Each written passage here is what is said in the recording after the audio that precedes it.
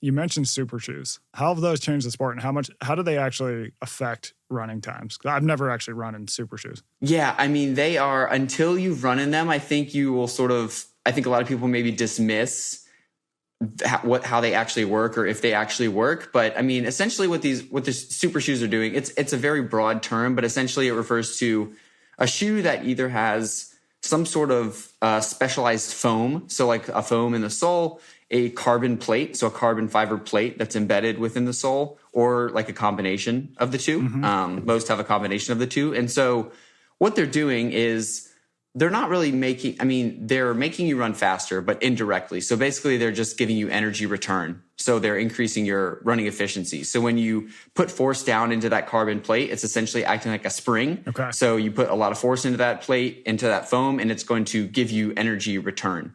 And hence the 4% kind of labeling that Nike came out with when they first introduced these super shoes. It's like they make you 4%. They don't make you 4% faster, but they make you 4% more efficient. So they're just going to basically make it at the same pace. You're going to be using less energy, less effort at the same pace, essentially. So that's kind of how they're working. They definitely work. But what the interesting thing is, and a lot of the, not to get too deep into the research, but a lot of what the research is sort of showing these days is that people respond differently. It's not everybody who puts this shoe on is going to experience the same benefit. There are quote unquote responders to super shoes and non-responders. I think it has a lot to do with how you run. So your biomechanics certainly play a role in how well you're going to respond to these super shoes and how much of a benefit you're going to get.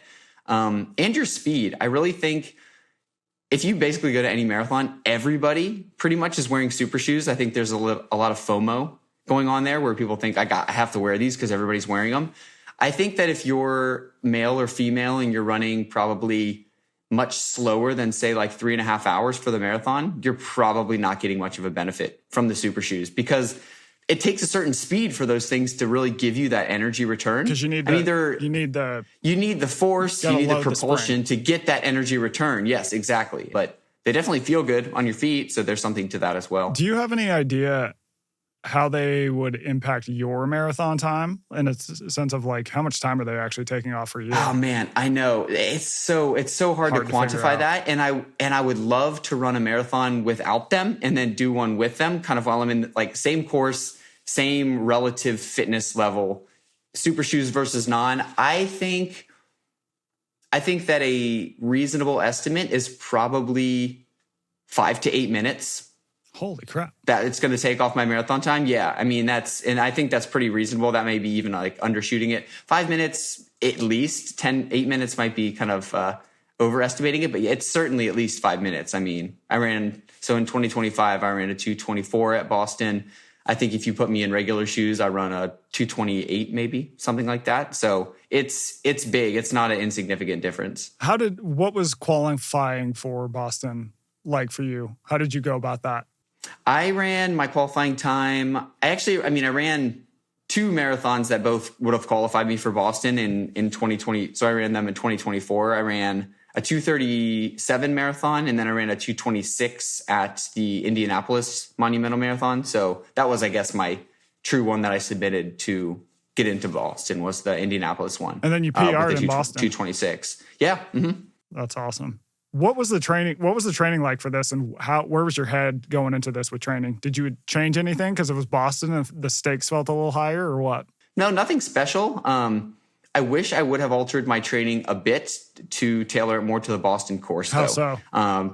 So Boston, as I mentioned, is a net downhill. There are a lot of hills, so there are downhills and there are obviously uphills. Heartbreak Hill being the so-called Newton Hills, I guess, are the quote-unquote toughest part of the course, but what I think people underestimate, what I myself underestimated was, the first half is a lot of downhills. And what the downhills do is damage your muscles a lot because you're going down, you're getting these eccentric contractions, and it ruins your quads. It ruins your quads. So by the time I was done with the first half of the race and got into the uphill section, my quads were kind of just ruined because I went out a little too fast. To be honest, as we do, a little too aggressive, as it's impossible to avoid that.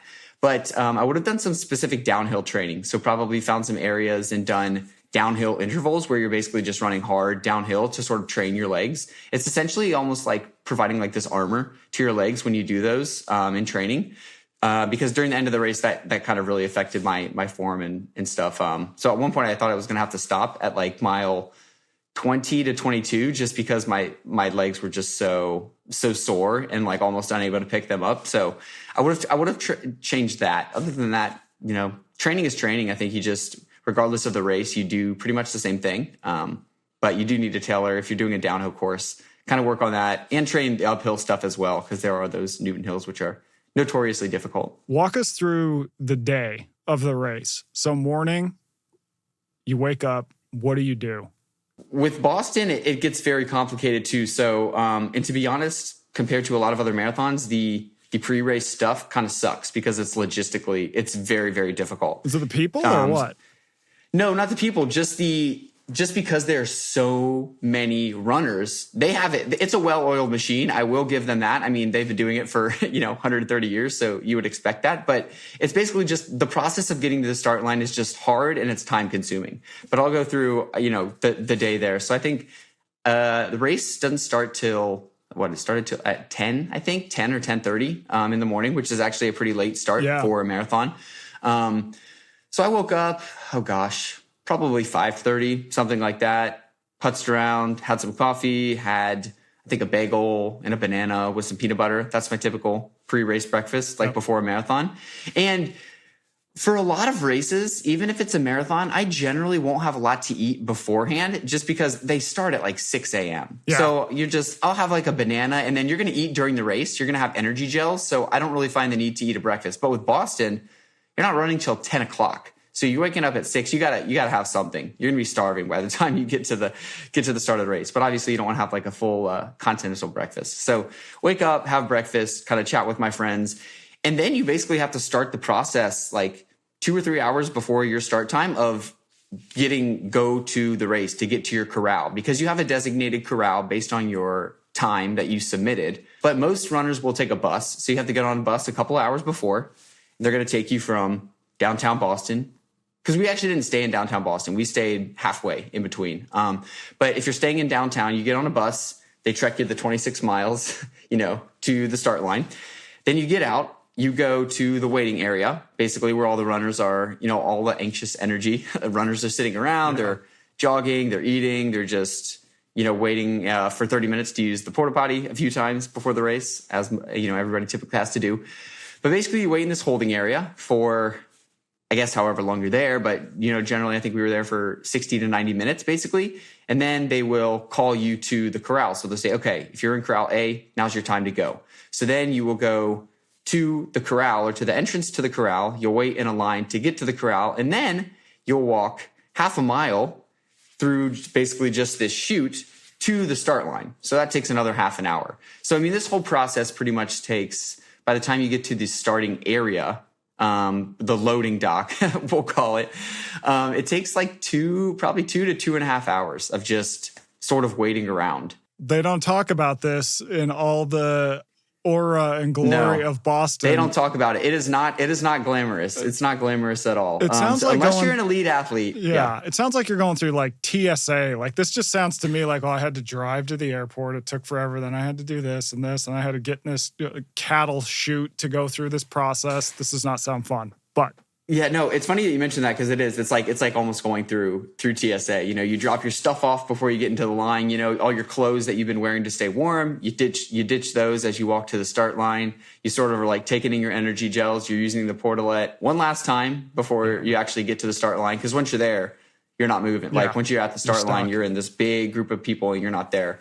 But then you do get to the start line, and then that's kind of where you start. It's funny, like I'm getting like the chills kind of like thinking about when I was standing there on the start line. But you'll stand on the start line again. Once you get there, you're standing for probably another 30 minutes.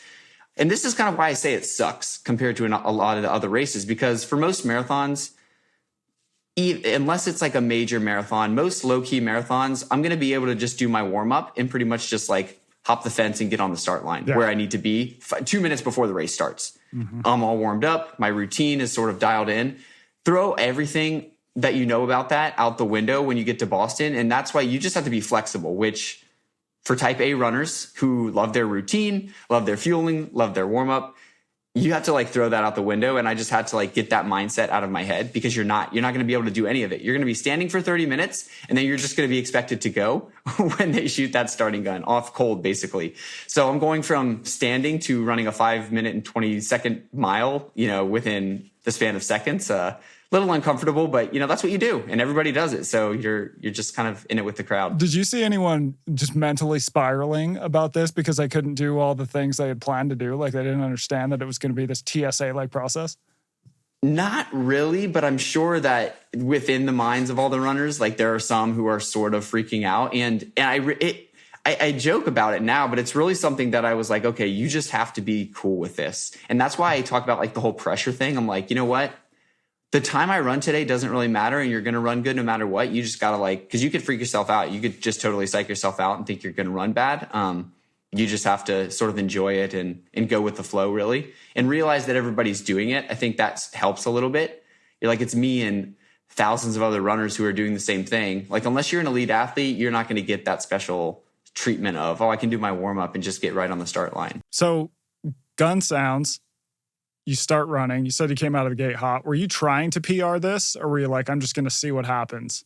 It was mostly just going to see what happens. But I mean, like I said, in the back of my mind, I kind of knew that I knew Boston was a hard course, but I'm still relatively new to marathoning. That Boston was only my third ever marathon. So I was pretty confident that I was going to PR, just with regard to my training and just the fact that I had run a 2:26 earlier and I knew I was in better shape. And that Boston, it's a hard course, but it's not a slow course. It can be fast if you run it right. So I was kind of confident I was going to PR. And after I went through halfway pretty fast, I think I ran the first half marathon in an hour and 11 minutes. So I was a slight positive split. I ran slower in the second half, but I figured I would PR. And especially after going through the first few miles, I mean, I think I was running under 5 minutes and 20 seconds per mile for the first 3 or 4. Granted, you're going downhill, and I think that's what set me up for disaster later. But it feels easy, and that's the trap that marathons get you into. I mean, it should feel easy, but you're running 5 minutes and 20 seconds per mile, and it's like, oh, I could talk to the people next to me, and you're in a crowd. So the adrenaline there certainly helps. Yeah. What were your most memorable sections of the race, for better or worse?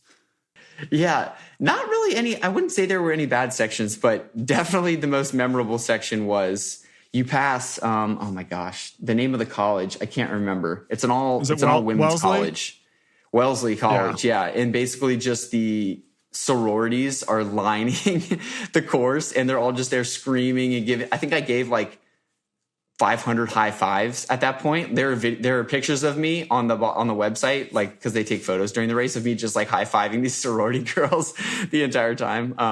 So that was definitely one of the most memorable sections. I would say the Newton Hills were more of a fun section.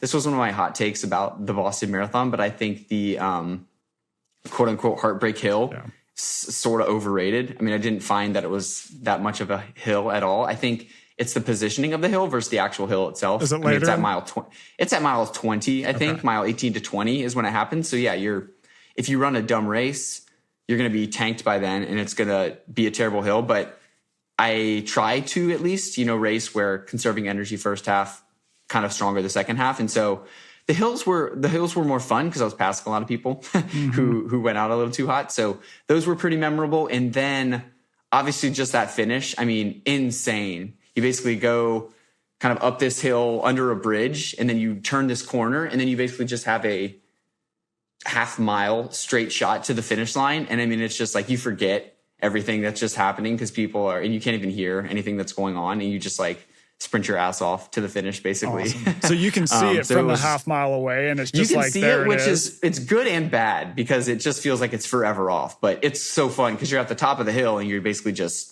descending into the finish line and running as fast as you can. Yeah. So it's fun. It's a lot of fun. What did you eat along the way? Just energy gels. Yeah. So like carbohydrate energy gels, basically. I had, 5 or 6 of them probably. So, carb fueling and marathoning is like a whole hot topic these days. I probably took in about like two of those gels per hour, which is about 60 to 75 grams of carbohydrates per hour, which was kind of my goal. What is your go-to gel? For Boston, I actually use a combination. There's a brand called Science and Sport that I really like because they're sort of like a watery consistency. Not super and they go gooey. Not very viscous. Yeah, exactly. And then there's a brand called Morton, which those are sort of the premier energy gels. But the problem is they are designed in a certain way. They're in this very viscous gel. And you kind of have to chew it, which I don't really like because I don't want to chew anything while I'm running 5 minutes per mile. It's kind of difficult. Where do you think people go wrong with fueling for marathons? I think in a couple areas, probably. I think the first would just be not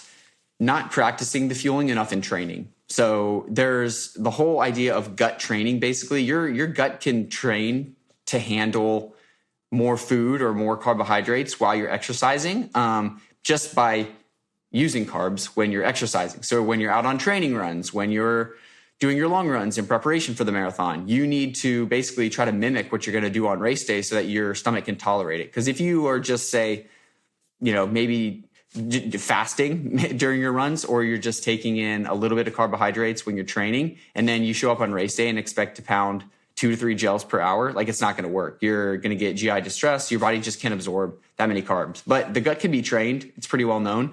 Number one thing, well, obviously you want to fuel the work, but also the main issue is that people's guts go south mid-race, and now you got to stop because your stomach is just in a knot and you're done. It's funny, I've been running for so long, I've never experienced anything during a race that has actually caused me to stop. Generally, TMI, but I take care of business before the race actually starts. So I feel like by the time the race is happening, there's not much left to do. But it really just does come down to that smart fueling. Like don't fuel certainly more than maybe you have during training. That's kind of a recipe for disaster, I think. Do you think about what you eat the day before as it relates to that, or do you not care? Yes, I think more so the day before. Not only it's complicated, and this is still something that I haven't really honed down, and it's not just the day before, Michael. I would say it's probably the entire week before. I don't make drastic dietary changes, but I cut a lot of stuff out. Yeah. So basically 5 days out from the marathon, I will pretty much try to start cutting out like any vegetables and lots of fiber, just to kind of like reduce, how much like bulk you're eating. I don't know. Just, I think it's not like for like a weight perspective, but just from like you got less to get out, I guess. And less, anything that has a chance of maybe upsetting your stomach, you basically just cut out. So like keep it simple, but obviously don't change it too much because your body's used to eating what you're used to eating. So I think the day, and then, so 5 days out, I'm kind of like trying to cut out a lot of fiber. And I think the day before, again, just kind of eat what you normally would. I tend to reduce protein a little bit, just kind of eat a little more carbs just to make sure you're going into the race with enough carbohydrate stores. But if you're going to be fueling the day of, I don't think maybe it's as important. Avoiding stuff, I think, is more important than what you actually eat, to be honest.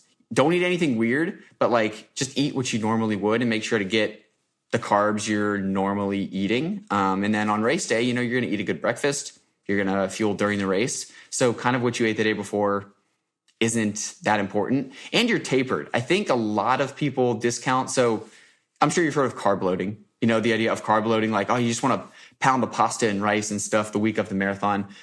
I have my thoughts about it. I don't really think the way most people do it isn't effective. And I don't really even think it's necessary because if you're eating adequate carbs during training, you're already you're trying to fuel your training. So going into the race, you've been fueling your training good. Well, the week or two before the race, you're decreasing your training volume. It's called a taper, and it's pretty common before a marathon. So you're going to reduce your training volume. You're going to run less. So that's automatically, if you eat the same and run less, your glycogen stores they're going to be saturated going into the race because you are, say, eating the same amount of carbs, but you're running less. So you're just not depleting your glycogen stores. So I think people overthink. I think runners overthink carbohydrate loading. Just like eat enough and you're going to be good going into the race. And if you fuel correctly, you'll be fine. It's like that famous scene from The Office where Michael Scott runs a 5K, eats like all the fettuccine like Alfredo 10 minutes before. Do not do that. Yeah. And I think the idea too is just like, oh, you need to pound like plates of pasta. But the idea is really just, you're going to eat a little less protein and fat. You're just going to make your diet more carbs compared to those other you don't need to eat more calories overall. I mean, you can, that's fine. You probably should fuel yourself good before the race, but you're just eating more percentage of carbs versus protein and fats in your diet in that week, and you're going to kind of go into the race pretty carb replete. Sounds very practical. So you cross the finish line. What was that like, and what was the first thing you did after crossing? Well, it was obviously, I mean, when you cross any finish line, it's like a relief. I was obviously stoked because I ran, a 2-minute PR. I was also celebrating. So the guy who finished like right behind me, he was part of this. It was called the Project 3, and it was sponsored by Puma. Basically, Puma took a bunch of kind of recreational level runners, guys like myself, and sort of sponsored them for this race. So they gave them shoes, they gave them gear. I think they paid for their trip probably. And then there were incentives basically. So if you were the fastest out of that project, I think you got like $1,000. And if you ran a personal record, you got, I think it was like $2,000. And he PR'd by, I think, a minute. So he was like, he was all happy. I think he was from France. Awesome. And he was all excited. I'm like, oh, good job. We were congratulating each other. And he goes, yeah, man, I just PR and I got like $2,000 or something. So I was celebrating with him, kind of relishing in, they put the medal on your neck and then you're walking a lot and you're basically just kind of like flooded with endorphins for about the next 5 to 10 minutes. And then panic set in because I had to find my family and friends. Good luck. Which was, I didn't have my phone. Because it's a point to point. So it's not like you started where you finished and you have your bag that you can get. Do you think that anyone could qualify for Boston with enough training? What are your thoughts on that? Especially in the context of decreasing qualifying times, the times getting shorter. What are your thoughts there? I think that many people have the potential to do it. I certainly don't think that everybody has just the innate ability to do it. And I don't say that to try to be like elitist or gatekeeping in running. I just think, there are just some people who probably aren't naturally born to run, and regardless of how much time they put in, they just might not qualify for Boston. And I think that's okay. That doesn't need to be a goal for everybody. But I think most people, if you really set it as a goal and are willing to put in the time, because it will take time unless you're like an outlier in terms of talent, I think that, they could probably qualify.